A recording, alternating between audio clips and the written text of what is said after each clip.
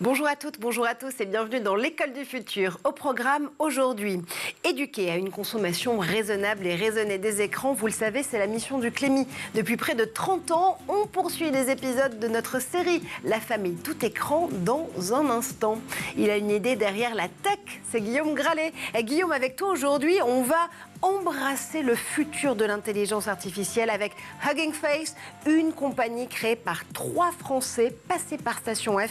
Elle a désormais gagné ses galons de licorne passés sous pavillon américain. Elle nous fait une proposition. Est-ce que l'IA, c'est mieux quand c'est ouvert ? Oui, voilà, c'est-à-dire qu'il y a plusieurs manières d'embrasser la technologie, d'embrasser tout court d'ailleurs, mais c'est ce trio de Français qui a réussi, qui cartonne aux États-Unis, en fait, a une vision des données très intéressante. C'est-à-dire que au lieu de faire peur avec l'intelligence artificielle, ils ouvrent un peu le capot et ils nous montrent comment ça se fabrique. C'est assez intéressant. Et on y revient avec toi en deuxième partie de cette émission. Allez, on continue à embrasser Folleville, les métiers du futur, cette fois-ci dans notre question du jour. D'ailleurs, ils existent déjà. Plutôt que de chercher midi à 14h, nos invités mettent le bon sens en action pour porter haut les valeurs de l'éthique, de la responsabilité, de la sobriété dans leurs secteurs respectifs.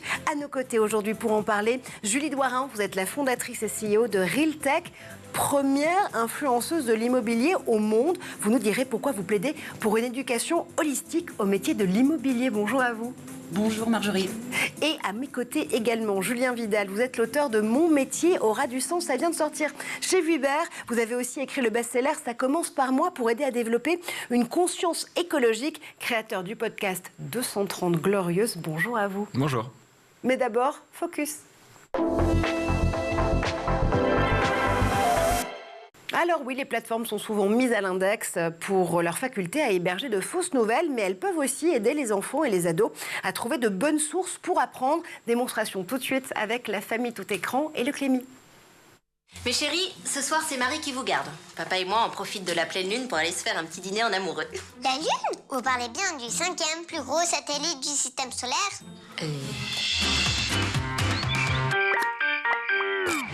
En même temps, avec un diamètre moyen de 3474 km, ça la met dans le top. Et comme la Terre, la Lune a un noyau très chaud, mais plus petit. Allez, faut y aller. Hein, la Lune ne va pas nous attendre. Non, mais elle va revenir dans 29 jours et demi. C'est ce qu'on appelle la période synodique. Un tour autour de la Terre, si vous préférez. Ils sont trop mignons. Non, une licorne, c'est mignon. Mais les petits Bogdanov en culotte courte, ils commencent à me fatiguer. Où est-ce que vous avez appris tout ça, les enfants ? Je dois avouer que j'y suis pour quelque chose. Encore elle. Mon suidocteur Nozman, c'est un youtubeur, il fait de la vulgarisation scientifique. Encore lui. Papa, j'ai même trouvé une info pour toi qui adore le surf. Tu savais que les marées étaient causées Par la force de Lune et du Soleil et une force d'inertie due à la révolution de la Terre autour du centre de gravité du couple Terre-Lune. Le tout couplé à la rotation de la Terre. Terre sur son axe. Ce qui semble logique. Ah. Ils sont trop forts. Internet regorge de fausses nouvelles, mais c'est aussi une source de savoir immense. Posez-vous toujours la question, qui me parle et dans quel but ? Soyez curieux, développez votre esprit critique et partagez ce qui vous passionne. Oh, j'ai une idée. On essaye de trouver Vénus. Alors c'est là. Waouh. C'est magnifique. Mais non, ça c'est la parabole du voisin. Et vive les influenceurs et influenceuses positifs et positives, messieurs, dames. On va continuer à en parler justement dans cette émission avec Julie Doirin et Julien Vidal. On va ouvrir la première partie du talk. Et si on remettait un petit peu de sens dans nos métiers ? Et à nos côtés aujourd'hui en plateau, Julie Doirin, fondatrice et CEO de Realtech, première influenceuse de l'immobilier au monde. Julien Vidal, auteur de Mon métier aura du sens, ça vient de sortir chez Vuibert, également auteur du best-seller Ça commence par moi et créateur du podcast 2030 Glorieuses, dites donc, j'ai dit quelque chose de totalement faux tout à l'heure, je disais 230 Glorieuses, non, vous inversez la proposition, Julien. Il y avait les 30 Glorieuses, aujourd'hui, elles sont peut-être encore plus prometteuses avec ce siècle. Ouais, c'est l'idée, parce que malheureusement, quand on pense aujourd'hui au futur, on a l'impression qu'on va devoir vivre cette sobriété subie, alors qu'au contraire, la sobriété, c'est un moyen pour aller vers de nouvelles abondances. Comment on remplit différemment nos vies ? Et donc, les 2030 Glorieuses, c'est la continuité de ça, c'est cette opportunité de vivre mieux. Vivre mieux, là aussi, c'est un de vos credos, Julie. Vous avez un parcours totalement atypique et tant mieux, on aime l'atypisme sur ce plateau. Vous êtes passé par plusieurs pays différents, par plusieurs secteurs aussi différents, avant de venir première influenceuse immobilière au monde. C'est notamment la presse américaine qui vous a couronné, si j'ose dire, avec ce titre. Vous avez plus d'1 million de followers sur Instagram. C'est un titre qui vous engage avant tout. Ça a grand pouvoir d'influence, grande responsabilité. Alors j'ai la référence, ça m'engage bien évidemment. Plus que jamais. Oui. Plus que jamais, sur une vision, sur des valeurs, on revient à des fondamentaux. L'immobilier a cette image, notamment en Europe et surtout en France, d'un domaine qui n'est pas maîtrisé. En regardant et en ayant été primée par les États-Unis et ce qui se passait là-bas, j'ai rapporté cette dynamique de on peut faire du bien, du très beau, et de l'efficace en étant extrêmement éthique et en suivant un code de déontologie, puisque peut-être que vous ne le savez pas, mais on a un code de déontologie. Comme dans l'immobilier. Et bien sûr, vrai, comme les professions médicales et comme les professions judiciaires. Et les Français ne le savent pas forcément. Et l'influence, en fait, me permet aujourd'hui de rediffuser les bases d'un métier et de remettre gentiment mais sûrement sur les rails, en fait, non seulement les Français, mais également les acteurs de l'immobilier d'aujourd'hui et ceux de demain. Votre credo, c'est donc l'immobilier, en effet. Le fait que ce compte ait suscité un tel engouement, sur Instagram notamment, ça vous permet d'en faire un média à part entière, de pouvoir aussi nouer le dialogue à la fois avec les futurs talents du secteur de l'immobilier, j'ai même envie de dire les secteurs au pluriel, mais pas que, celles et ceux aussi qui sont confrontés aux questions immobilières qui se posent quasiment tous les jours. Alors, la communauté, si vous voulez, il y a 80% d'acteurs et actrices de l'immobilier. Moi, j'aime cette sémantique. Je ne dis pas professionnel de l'immobilier parce qu'aujourd'hui, la structuration de nos métiers fait qu'il y a très, très peu de professionnels, sauf sur la partie construction, où là, nous avons des ingénieurs, des architectes, donc des diplômés. Et il est vrai qu'il reste 20% de Français qui posent des questions, ou même d'étrangers, sur comment ça se passe en France. Je veux acheter, je veux louer, je ne comprends pas cette dynamique. Expliquez-moi. Le compte est en anglais et en français, puisque la communauté est internationale, et comme vous l'avez très gentiment souligné, le premier prix était international. Donc, jour après jour, ça me permet effectivement de remettre via des MP, donc il y a à peu près 200 000 interactions par mois. C'est énorme. Vous gérez tout. Il n'y a pas de community manager. C'est vous directement qui répondez. Je réponds parce que, justement, il y a une valeur légale. Donc, prendre un community manager qui n'est pas issu du monde de la construction, de l'immobilier ou de l'habitat, juridiquement, je pourrais avoir des difficultés par la suite. Donc, aujourd'hui, je n'ai pas ce profil. Donc, je lance un appel. On est sur School TV. C'est un métier qui se basera sur des choses déjà existantes, mais qui peut aussi grandir. Donc, ça n'existe pas, messieurs, dames. Communication et immobilier. Et on va y revenir justement dans un instant. Julien, vous aussi, vous avez un compte sur Instagram qui s'appelle Ça commence par moi, qui s'inspire à la fois de votre premier best-seller, mais aussi du mouvement que vous avez créé. Là aussi, pour vous, tisser le dialogue avant tout, nourrir aussi une communauté avec des infos, avec des réponses à leurs interrogations, c'est fondamental. Oui, c'est fondamental, on le voit. C'est vrai qu'on a ces outils qui sont principalement à destination des jeunes. Les gens qui sont sur Instagram ne sont pas les mêmes qu'on a sur Facebook et YouTube et TikTok, n'en parlons même pas. Et on voit à quel point il y a une démobilisation de la jeunesse face à l'avenir. On lit de plus en plus à quel point ils sont éco-anxieux ou nostalgiques, qu'ils sont même là carrément dépressifs. Là, c'est les dernières études qui ressortent. Et donc, comment on fait en sorte qu'ils puissent porter d'autres lunettes pour regarder le monde différemment ? Je pense que les réseaux sociaux, ils ont à la fois cette capacité d'enfermement, d'aliénation, de souffrance, de douleur, mais ils sont aussi en fait un simple outil, un outil qu'on peut remettre au service justement de la libération des jeunes, ou en tout cas, moi c'est ma mission de faire en sorte qu'ils arrivent à recréer un lien à minima de respect avec l'avenir, mais même d'enthousiasme, de désirabilité, parce que si l'avenir meilleur n'existe pas dans leur regard, alors il y a déjà quelque chose qui est perdu.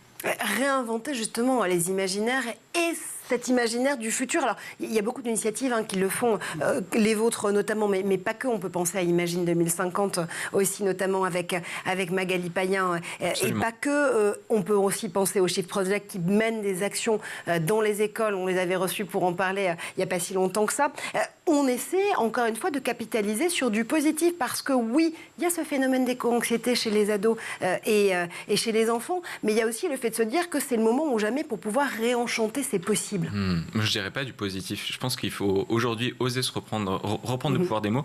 Et donc, en fait, nous, on est les réalistes. Les personnes qui voient demain comme source de nouvelles abondances parce qu'on a envie de se mettre à la hauteur des enjeux de notre siècle, nous sommes les réalistes parce que nous osons regarder les jeunes avec présomption d'intelligence, présomption d'ambition, présomption de bienveillance, beaucoup, en leur disant que tout n'est pas foutu, à condition qu'on les prenne comme les adultes qu'ils sont, parce qu'ils sont sensibles à ces sujets et qu'ils n'acceptent pas les souffrances du monde comme on les ressent tous de plus en plus. Et moi, je trouve que de les voir déprimés de la société actuelle, c'est au contraire un signal d'une grande vigilance, d'une grande clarté chez ces jeunes qui n'ont pas à jouer les parties que nous, souvent, on a joué, les générations d'après, je m'y inclus, et qui nous ont fait tomber dans le piège des crises de la trentaine, quarantaine, cinquantaine, soixantaine, parce qu'en fait, on jouait une promesse qui ne nous convenait pas, et on est en train de dépasser ça, et je m'en félicite. Donc, si je vous entends bien, réinventer ou réenchanter les imaginaires et le monde de demain, c'est pas forcément le pays des bisounours, au contraire, c'est justement avoir la lucidité d'aborder... absolument. D'aborder justement on fait exister ce futur, et donc, tout de suite, on se met en mouvement pour le concrétiser. Ça change tout. Et ce que j'aime aussi dans ce que vous dites, et Julie, ça va rejoindre aussi un des propos que vous portez, c'est que ces enfants, ces ados, cette jeunesse, ce sont les capteurs finalement de ce monde de demain, et c'est ceux qui vont pouvoir déjouer les signaux faibles et apporter justement de l'eau à ce moulin de l'imaginaire. Dans les activités sur lesquelles moi j'interagis, je travaille beaucoup avec cette génération d'aujourd'hui. J'aime à dire qu'ils sont d'aujourd'hui, plus que du futur. J'ai ce plaisir de travailler avec eux depuis des années, et en moyenne, c'est 300 jeunes adultes, parce que vous avez complètement raison, ce sont des adultes. Et le mot que j'aimerais en tout cas donner aujourd'hui et retenir d'eux, c'est l'engagement. Ils font preuve d'un engagement, et dès lors qu'on arrive à reconnecter l'intergénérationnel, mais c'est miraculeux. Et aujourd'hui, j'ai ce plaisir d'avoir de tout jeunes diplômés qui montent déjà des sociétés avec cette dynamique de j'utilise le passé, mais je l'optimise en mettant ma vision, mes valeurs. Et il y a des choses qui sont magiques. Je pense que le mot, c'est magique. C'est magique aussi, et je rappelle que vous intervenez notamment dans des écoles d'immobilier, parce que les professions de l'immobilier, il y a des écoles pour ça, et c'est du très sérieux. On va y revenir dans un instant. Guillaume. Oui, non, il y a une expression que j'ai beaucoup aimée dans la bouche de Julien, quand il a parlé de présomption d'intelligence. Vous pensez que ils ne se trouvent pas suffisamment pris au sérieux, ces jeunes adultes On pourrait faire le même constat avec les générations des personnes les plus âgées qu'on enferme dans des EHPAD et qu'on discrédite complètement parce que supposément ils se contenteraient de regarder la télévision et de voter pour le Front National. En fait, je crois qu'on a vraiment besoin de revoir les gens dans toute leur complexité et de lier ces générations pour non plus effectivement s'enfermer, être chacun dans son silo, parce que en fait l'inconnu nous fait toujours peur, et on a tendance à le diminuer, on a tendance à justement lui prêter des propos, des positions, des actions qui ne sont en réalité pas les siennes, à condition de les interconnecter. Je pense qu'effectivement là on a une des recettes qui est celle du futur, en l'occurrence c'est la coopération partout, tout le temps. On a besoin de coopération. La compétition, c'était bien au XXe siècle, on s'est complètement adonné à cette surcompétition qui nous fait du mal, et on est bien en train de le voir. Donc aujourd'hui c'est le siècle de la coopération, et ça passe par reconnecter ces générations. Et ces générations-là présentes aujourd'hui avec cette présomption justement d'intelligence et d'engagement, il faut plus les écouter, parce que vous dites quoi, messieurs, dames, qu'il y a peut-être parfois un manque de courage politique, de vision d'une classe politique et institutionnelle qui n'est pas forcément en adéquation avec les enjeux et les défis du XXIe siècle? Alors, sur les enjeux, bien évidemment, Vous êtes en train de sourire, donc je pense qu'on est à peu près d'accord. La question quand même. Exactement. Ouais. Et ce qui est très surprenant, c'est vrai que cette génération actuelle se sent complètement mise de côté par les politiques, par les grandes sociétés. On voit... Ils peinent en fait à trouver un premier job, un premier stage. Et quand on discute avec soit les politiques, soit les patrons, ils nous disent oui, mais on ne sait pas comment les aborder, on ne sait pas comment leur parler, ils nous font peur. C'est encore un sujet que moi j'ai eu hier. Un grand patron de la construction qui me dit mais on a des postes, mais en fait je ne veux pas de cette génération. Et pourquoi ? Pourquoi L'angoisse, c'est-à-dire qu'il y a aussi cette image de ils sont ingérables parce qu'ils ont une mauvaise communication, par exemple, sur les médias sociaux. C'est aussi à nous de les accompagner sur ce sujet. Garder une notion de vie privée, il y a des comptes privés.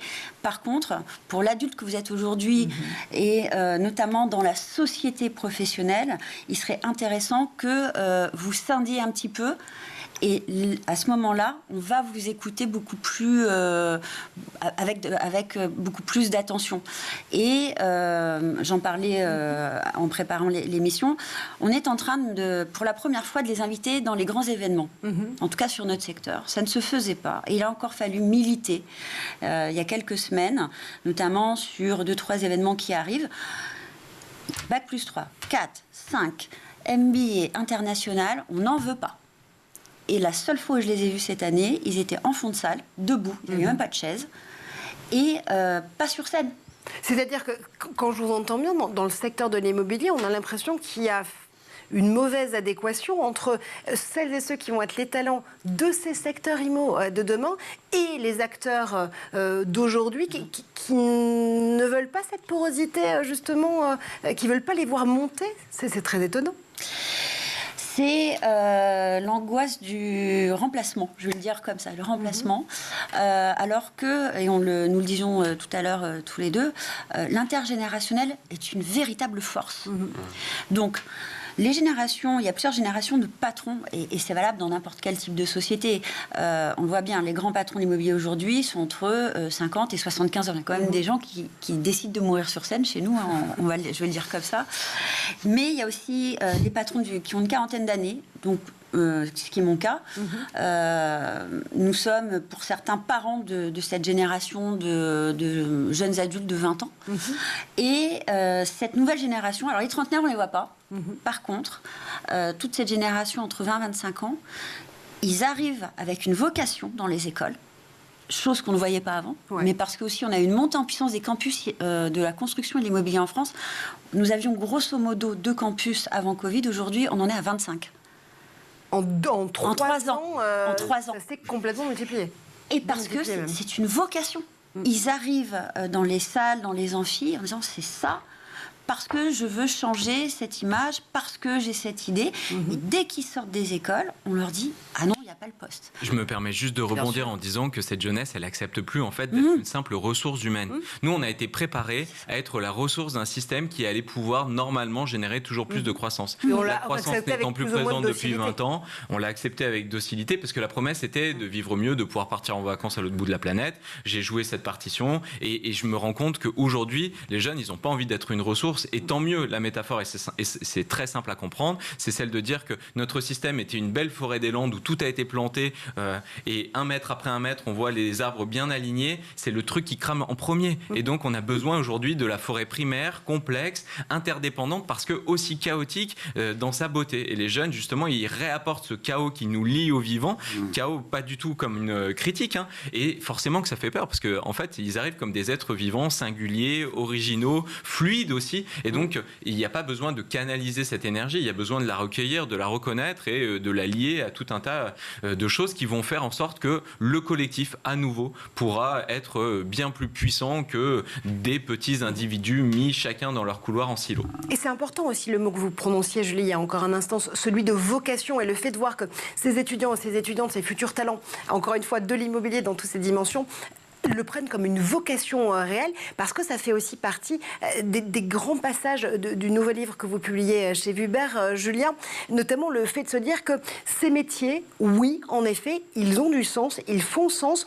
On a des métiers qui peuvent faire mieux avec moi, on a des métiers qui permettent de recréer du lien avec les autres, des métiers pour régénérer le vivant, des métiers pour rêver en grand, mais des métiers qu'on choisit parce qu'on en a envie. Encore une fois, c'est cette idée de vocation que vous mettez à l'honneur. Absolument. Ce qui me fait beaucoup peur en ce moment, c'est ce petit passage entre deux, le fameux quiet quitting. Je ne sais pas si vous avez déjà parlé de ces sujets-là. Les démissions sur le silencieuses. plateau. Des personnes qui se disent, je renonce à ma salubrité professionnelle, je vais décider d'aller pousser le pas de la porte du bureau, jouer ma partition au minimum et puis rentrer chez moi et commencer à vivre. C'est indécent presque tant on a, nous, les premières expressions du vivant sur lesquelles on a la main, la responsabilité, le devoir de remettre de la joie dans cette vie qui est extraordinaire et qui est en plus, et là c'est plus stratégique de le dire, des dizaines de milliers d'heures et donc de temps, d'énergie qui en fait ne sont pas mises au service de ces mondes de demain qui en fait existaient déjà et qui ont besoin de cette expérience, qui ont besoin de ces talents, de cette créativité.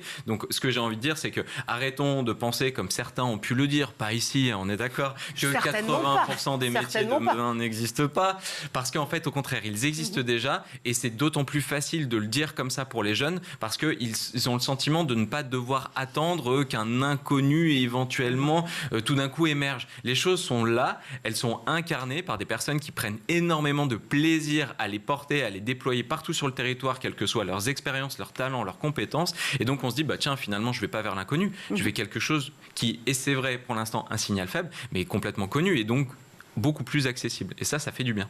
L'avenir des professions de l'immobilier et de l'économie sociale et solidaire est déjà là, à portée de main. On continue à en parler avec Julie Doirin et Julien Vidal dans un instant. Mais d'abord, on fait un tour du côté de la planète tech. Et c'est le Zap d'Edouard Deniau.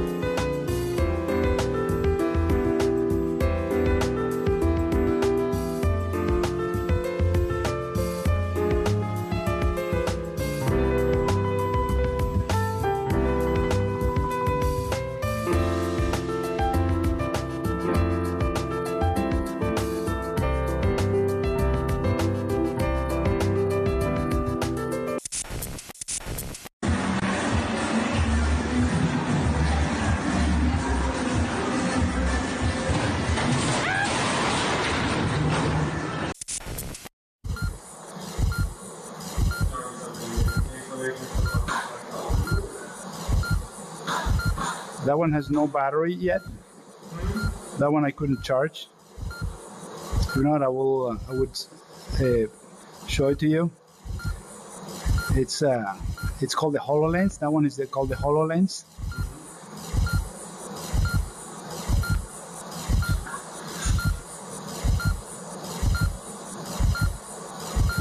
Yeah, the little whip thing is a little weird. Myocardial infarction, due to a lack of oxygen supply through a blockage in the coronary vessels. Cells can be damaged or die if not treated quickly.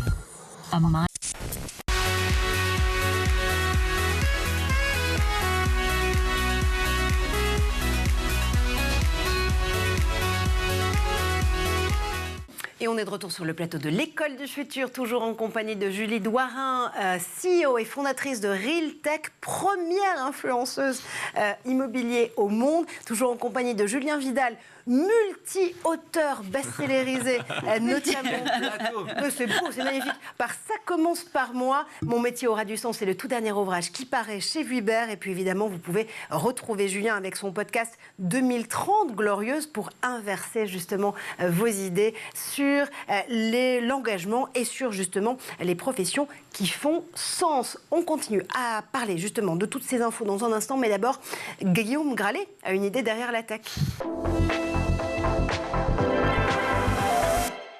Et Guillaume, avec toi, on va parler justement d'un projet libérateur. Oui, on va libérer l'intelligence artificielle, mais pas n'importe comment. On a beaucoup parlé, notamment avec toi sur ce plateau, des IA génératives, notamment des IA conversationnelles avec ChatGPT pour pas le nommer, sauf qu'on a peut-être un petit nouveau sur le marché qui pourra faire grand bruit. Oui, c'est-à-dire qu'en fait, on va voir à quel point c'est important de vraiment comprendre comment l'intelligence artificielle fonctionne, comment on peut la nourrir pour avoir justement une intelligence artificielle qui fait du sens et qui soit au service de l'humain. Mais je voulais revenir avec toi, Marjorie, sur un terme qui s'appelle l'intelligence artificielle générative. Déjà, c'est quoi ? C'est ça. C'est-à-dire que c'est une intelligence artificielle qu'on va nourrir avec des données. Ça peut être de la musique, ça peut être du cinéma, des images, des textes, des tableaux Excel. Et en réalité, cette intelligence artificielle, elle va générer un contenu qui peut être similaire ou complètement différent. On appelle ça chez les scientifiques des hallucinations. C'est quelque chose qui ressemble à de l'imagination. Et Jean-Gabriel Ganassia, on en avait déjà parlé, Marjorie, explique que ça peut souvent nous surprendre. Ça peut parfois écrire un discours d'une députée de la Knesset, Sharon Haskel l'a montré. Ça peut également traduire en temps réel des chansons. Bref, ça peut vraiment nous surprendre.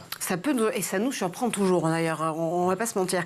Alors, on a évidemment les géants, les big tech en la matière, Google, Meta, Microsoft, ou les big tech chinoises comme Baidu, qui sont très bien placées en matière d'IA générative. Mais il y a un petit nouveau, encore une fois, je le disais, qui vient d'arriver sur le marché. Il s'appelle Hugging Face. Surprise, elle a été créée par 3 Français. Voilà, alors c'est une petite référence à l'emoji qui veut vous prendre dans ses bras. Mais ce que je trouve très intéressant, eh bien, c'est que cette start-up, en fait, elle est félicitée aussi bien, c'est assez rare pour être signalé, par le PDG de Nvidia, le PDG de Google, ou encore Andrew Ng, qui est un prof à Stanford, qui a co-créé Coursera, les fameux cours en ligne, qui a également été le responsable de l'intelligence artificielle de Baidu. Et elle fait véritablement l'unanimité, puisque c'est vraiment une boîte à outils la plus ouverte possible.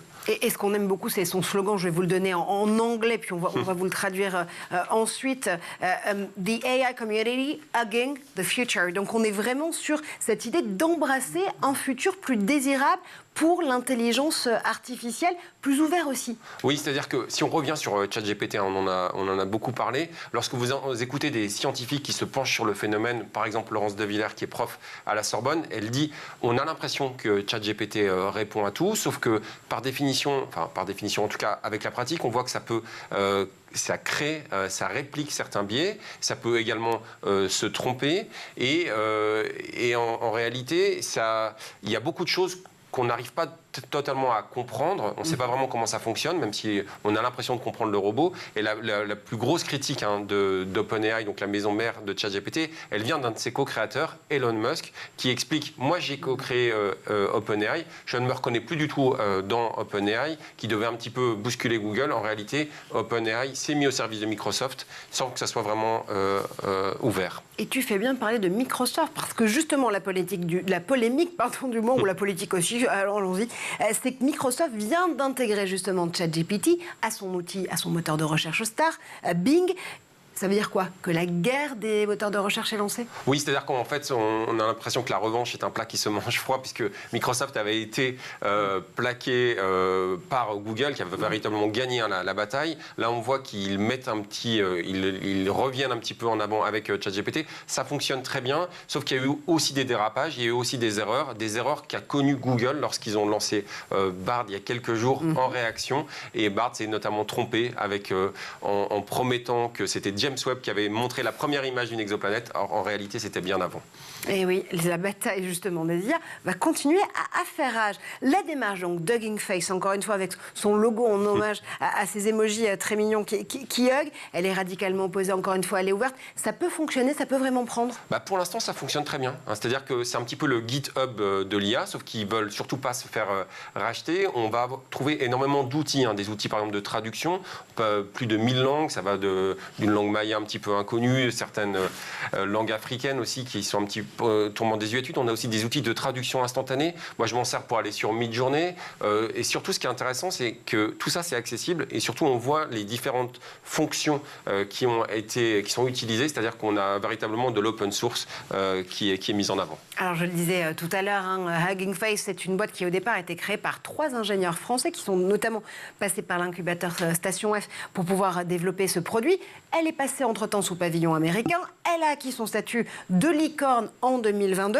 Elle aurait pu être achetée une bonne demi-douzaine de fois, mais elle a tenu à rester indépendante. Oui, et puis on va terminer sur cette initiative parce qu'en fait, elle a encouragé un projet qu'on appelle le projet Big Science, qui a créé avec le CNRS, avec le CEA, avec Thales ou Airbus et surtout 1000 chercheurs européens en s'appuyant sur le supercalculateur Jean Zay de Saclay, un autre modèle de langage, un concurrent en réalité à ChatGPT, qui lui est ouvert à tous. Donc il y a quand même un espoir, on peut créer plusieurs IA, certaines IA avec du sens. Oh, l'espoir, j'aime quand tu replaces ce mot justement dans ces chroniques et ces idées derrière la tech.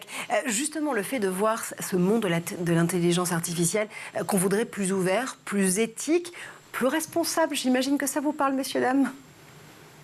Oui, bien sûr, même si je me pose toujours la question de savoir pourquoi on appelle ça une intelligence artificielle, parce qu'en fait, ça n'a rien d'intelligent, c'est juste de l'automatisation hyper rapide qui permet de structurer des données. Ce que nous, on pourrait faire est passer des heures, et là, l'utilité de pouvoir, je sais pas, pour un médecin, pré-rédiger des ordonnances ou des choses comme ça est géniale, la traduction en temps réel est super, mais l'intelligence, en fait, c'est pas du tout ça. L'intelligence, c'est justement sortir du cadre, l'intelligence, c'est d'aller justement à honorer ce vivant que nous sommes. C'est pas de trier des données et de mettre celle qui a le plus de cohérence. En fait, ça aussi, il y a quelque chose à redire de ça. Ça peut aider l'homme, c'est ça, hein. Oui, c'est ça. Mais en fait, je pense qu'il faut arrêter de se fasciner par ça. Bien sûr. Parce qu'en fait, là, en l'occurrence, il n'y a aucune raison d'être fasciné par ces sujets. Moi, je les regarde avec beaucoup de curiosité, mais aussi avec beaucoup de distance. Parce qu'en fait, on en fait tout un foin et malheureusement, on parle beaucoup plus de ChatGPT que de la dernière sortie du rapport du GIEC. Alors qu'en fait, c'est ça qui devrait vraiment nous concerner. Mais vous savez que l'intelligence artificielle, ça part pour son interprétation française d'une très mauvaise traduction anglaise en réalité. Artificial intelligence, on aurait plutôt l'appelé la connaissance artificielle plutôt que l'intelligence artificielle parce qu'il y a un présupposé du coup émotionnel qui est placé dans ce terme-là. Dans les métiers de la construction, de l'IMO et de la gestion et de la PropTech IMO, c'est vrai que c'est identifié comme un gros mot. C'est une angoisse pour les acteurs et les actrices de l'immobilier.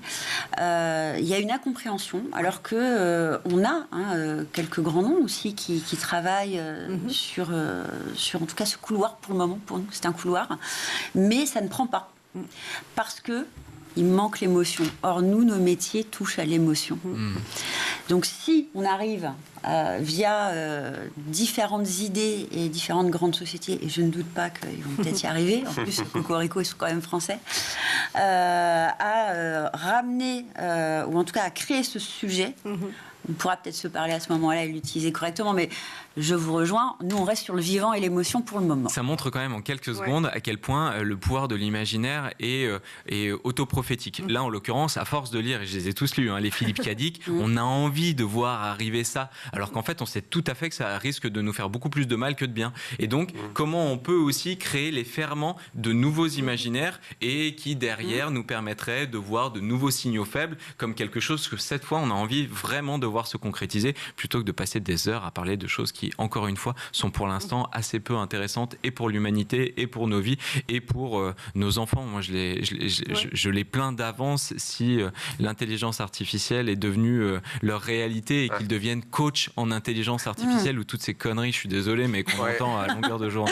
sur cette question. Non, très rapidement, je vais me faire un tout petit peu l'avocat du diable parce qu'on peut aussi l'utiliser. Il y a des projets super en ce moment pour comprendre, par exemple, le langage des baleines qui sont nos alliés dans la lutte contre le réchauffement climatique, qui utilisent beaucoup l'intelligence artificielle, qui pourrait peut-être aussi nous aider peut-être à prédire, alors c'est très très compliqué pour l'instant, certaines catastrophes naturelles. Absolument. Allez, je vais voler votre référence Philippe Cadic de tout à l'heure, Julien. Pour relancer la deuxième partie de cette émission, on va voir que les métiers du futur, c'est pas tout à fait de la science-fiction. Tout de suite avec Julie Doirin, Julien Vidal et Guillaume Gralet, bien sûr.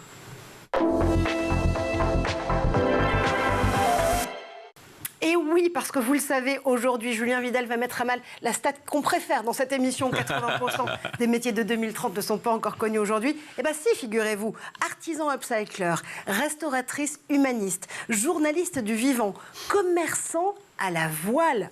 Oui, ça existe. Partout en France, il y a des hommes, il y a des femmes qui font justement c'est possible, qui les créent, qui remettent du sens dans leur travail quotidien, qui accomplissent aussi leurs rêves pour pouvoir justement battre en brèche cette idée reçue. Vous êtes entouré pour votre dernier ouvrage d'une catégorie d'experts et d'expertes qu'on n'attendait pas forcément sur ce sujet. La navigatrice Isabelle Autissier, par exemple. Il y a aussi l'incroyable Claire Petro qui a fondé le réseau et le média des pépites vertes qu'on connaît bien aussi ici dans l'école du futur. Il y a aussi d'anciens ingénieurs qui sont devenus réalisateurs comme Julien Coinard pour ne pas le citer. L'idée c'était de se dire que tout le monde peut justement s'emparer de ces sujets. Tout le monde a son mot à dire sur les métiers du présent qui sont déjà ceux du futur. Non seulement tout le monde a son mot à dire, mais en plus tout le monde le dit déjà son mot. Et c'est ça qui, je trouve, est intéressant sur cette question des métiers, parce que moi aussi, il y a quelques années en arrière, je m'étais fait un peu prendre en otage mon imaginaire, ma lecture du monde, en attendant ces fameux métiers qui n'existaient pas encore et qui allaient, je n'en savais rien à l'époque, nous permettre de vivre mieux. Et quand j'ai commencé à me poser cette question des métiers de demain et que j'ai trouvé la littérature assez limitée à ce sujet, qui nous parlait justement de coach en intelligence artificielle, de personal shopper à distance et de tous ces trucs, là je me suis dit attends, il y a un truc qui va pas, d'autant qu'on me posait de plus en plus la question de se dire mais si on est avec un changement radical de notre société, qu'est-ce que ça veut dire pour nos métiers? Et là, je suis allé vers ces experts et ces expertes qui disent en fait, se mettre à la hauteur des enjeux écologiques et solidaires de notre siècle, ça va permettre de créer jusqu'à 1 million d'emplois à horizon 2050, et en plus, en remettant l'économie de notre société dans le bon sens, ça va nous permettre de remettre du sens dans nos vies. Et donc là, je me suis dit, tiens, cette personne, j'imagine qu'elle fait un métier de demain. Cette personne, j'imagine qu'elle fait un métier de demain. Et avec le podcast de 2030 Glorieux, je suis allé les interviewer en pensant que ça allait me durer peut-être 1 ou 2 années, que j'allais rencontrer des gens géniaux, que ça allait me faire du bien et qu'on allait passer à autre chose. En fait, je me rends compte que je vais pouvoir animer ce podcast jusqu'au moment où on va rentrer en 2030 Glorieuse, tant tous ces métiers existent déjà et qu'ils sont déjà en fait portés de manière flamboyante, mais pas encore suffisamment connus. Encore une fois, partout, sur tous les territoires, par tous les âges, par toutes les expériences, du bac -5 au bac +5, dans toutes les dynamiques, là où en général on a tendance à imaginer un sujet très appartenant aux villes, un peu même parisien pour les classes dites supérieures, super éduquées. En fait, pas du tout. Et c'est ça pour moi qui est la grande opportunité. Bon, j'ai bien compris, vous préfériez être artisan upcycler plutôt que broker en data, mais... Ça aurait été mon rêve, si j'avais su. Non, mais c'est vrai, j'ai écrit ce livre pour moi-même, je le dis juste en 2 mots. Mais si, il y a 20 ans, on m'avait dit que j'allais pouvoir être artisan upcycler et réparer des vélos et les pimper, pour le dire comme ça, les améliorer pour les familles, etc. Mais je me serais lancé là-dedans. Mais Julien, j'en avais aucune idée. Si. Maintenant, ce que je fais me passionne. J'ai l'impression d'être un journaliste du futur et que finalement, je suis bien retombé sur mes pattes. Mais à l'époque, si on m'avait ouvert ces imaginaires, je m'en serais saisi, je pense, avec beaucoup plus de proactivisme, en fait. Un futurologue du présent très concret. Tiens, justement, ces métiers du futur, ils existent aussi déjà aujourd'hui dans l'immobilier, Julie? Bien entendu, on va revenir sur la dynamique éco-responsable et sociale. On parlait tout à l'heure du rapport du GIEC. Alors aujourd'hui, il est au programme, chez nous, ce qui n'était pas le cas avant, mais également le rapport de la Fondation Abbé Pierre. Bravo. Donc, c'était pas mis en place.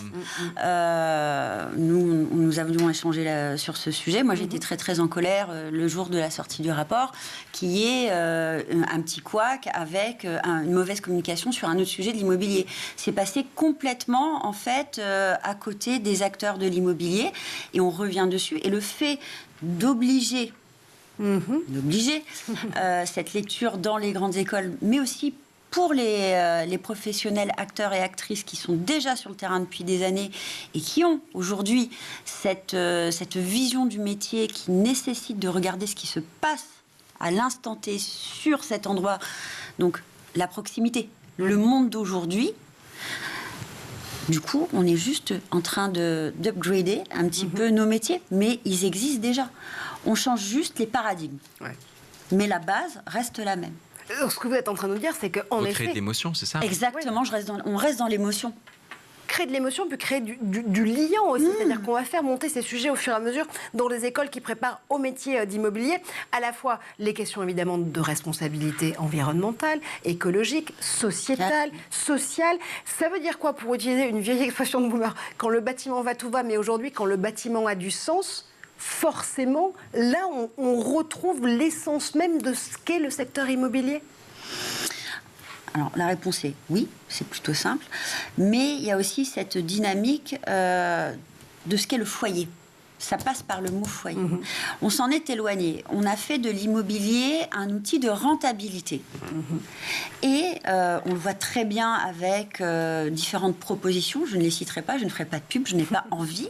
Mais on voit aujourd'hui que dans différentes villes, et pas forcément les grandes métropoles, on parle de villes moyennes, aujourd'hui, non seulement les acteurs, actrices de l'immobilier et ceux qui sortent juste de l'école, plus qui interpellent les politiques, nous annonce en fait qu'on doit se réapproprier en fait le tissu urbain ou le tissu en tout cas sur lequel on interagit. Donc aujourd'hui il y a cette dynamique de il n'y a pas le choix. Il n'y a pas le choix, ça fait partie de nos métiers. C'est de l'émotion, c'est la dynamique du foyer. Le foyer, dans le terme historique du terme. Donc, les hommes préhistoriques. J'aime bien moi, cette idée de dire tissu urbain plutôt que parc immobilier. Je trouve que ça montre tout à fait la lecture complètement différente qu'on porte à cette question de l'immobilier. Ouais, pour le dire clair, pour vous, l'immobilier, c'est pas que pour faire du fric, c'est pas que pour faire de la vente, c'est aussi pour redonner tout son sens au lien sociétal, environnemental, à l'éco-responsabilité. Finalement, il y a des croisements assez directs entre vos deux secteurs, l'économie sociale et solidaire d'un côté, l'immobilier de l'autre.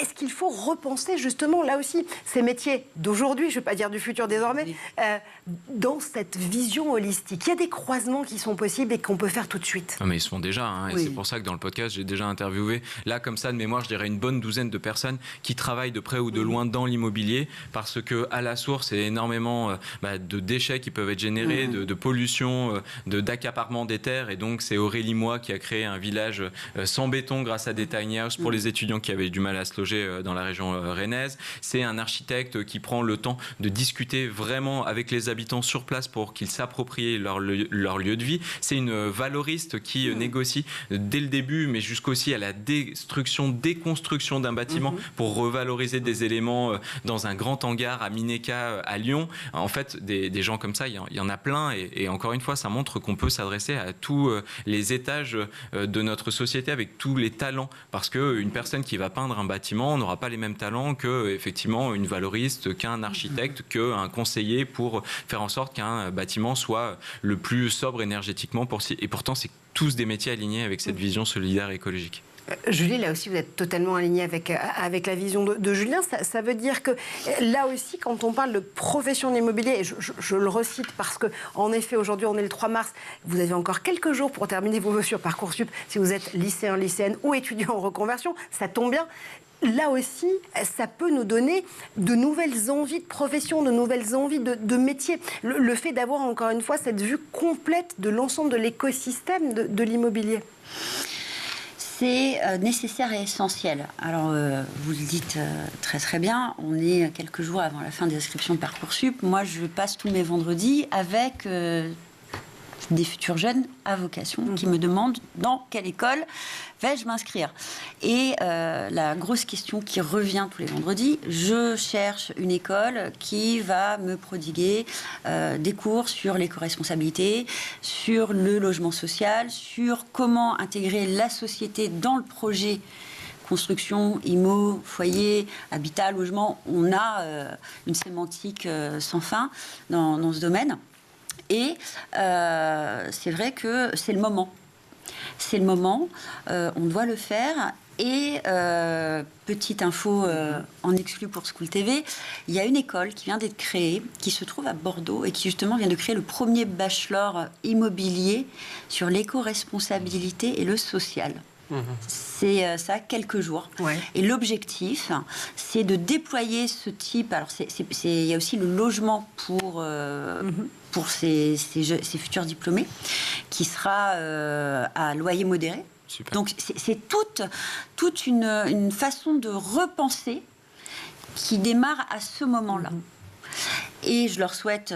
Et là, par contre, je vais les citer, c'est Imagine Campus.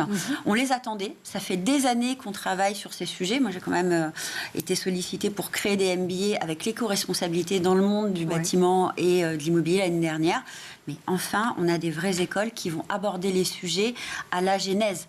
On n'attend pas. On n'attend plus. Ça fait partie de l'histoire de notre pays, ça fait partie de l'histoire immobilière. On se réapproprie ce qu'on avait et on vit dans l'air du temps.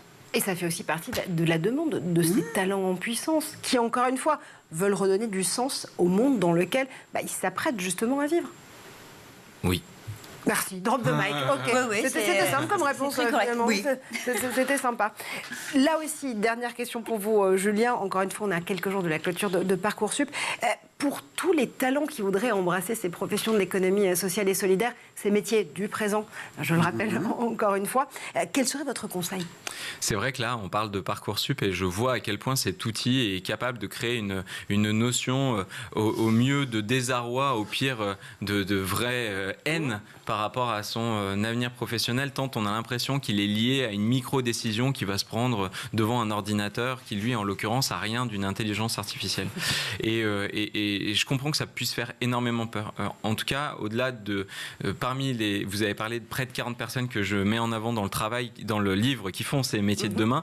Je vois que c'est vrai, le fil conducteur, c'est la joie, mais je vois aussi que ça a été beaucoup le fait d'accorder de l'énergie à des expériences qu'on peut faire au gré des rencontres, au gré de ces engagements qui passent pas forcément par un cursus professionnel, scolaire, classique. Et donc, c'est vrai que les études ont du sens, c'est vrai qu'elles ont un poids, mais c'est pas définitif. Et même moi, pour avoir fait du droit international et me retrouver ici, je suis bien placé pour vous dire que à coup de bénévolat, à coup de rencontres, à coup de volontariat, à coup d'associations, d'expérimentation, de groupes concrets pour tout un tas de sujets, on se forge et on crée aussi des opportunités qui derrière se concrétisent assez facilement, assez naturellement. Et c'est ça en fait qui est le plus puissant pour que nos métiers justement ils incarnent complètement ce qu'on veut défendre comme valeur. Donc tout n'est pas perdu, c'est ça mon message. Tous les chemins mènent au métier de demain et au sens qu'on remet justement dans ces professions, de l'immobilier à l'économie sociale et solidaire. Merci Julie Doirin, merci Julien Vidal d'être venu nous le prouver encore une fois sur ce plateau dans l'École du Futur. Merci comme toujours à Guillaume Gralet et ses idées derrière la tech. On se retrouve dès lundi pour de prochaines aventures dans l'École du Futur.